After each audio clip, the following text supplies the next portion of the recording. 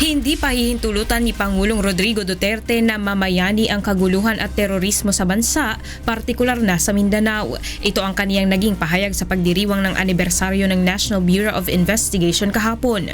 Malaki aniya ang posibilidad na magkaroon sa bansa ng mga teroristang mula pa sa Middle East.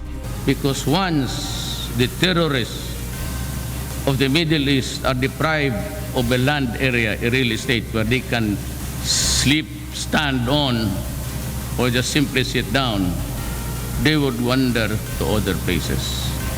And they will come here. And we have to prepare for that. Ayon pa sa Pangulo, kinakailangang gumawa na ng paraan upang maiwasan ito. Lalo na't kilala sa pagkitil ng mga inosenteng buhay ang mga naturang terorista. Remember, these guys, they do not have an iota of what a human right is. Believe me.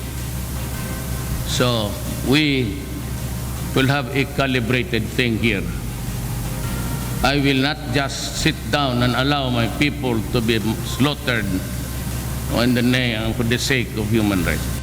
Noong Biyernes, nagpahiwatig si Pangulong Duterte na maaari niyang suspindihin ang privilege of the writ of habeas corpus sakaling patuloy na lumala ang kaguluhan sa Mindanao dahil sa local terrorist group tulad ng Abu Sayyaf at Maute Group.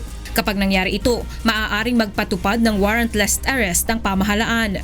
Sa ilalim ng konstitusyon, maaaring suspindihin ng Pangulo ang privilege of the writ of habeas corpus sa loob ng 60 araw kung may rebelyon, paglusob o invasion at kung kailangan ito para sa kaligtasan ng publiko. Mirasol Abugadil, UNTV News and Rescue, Quezon City.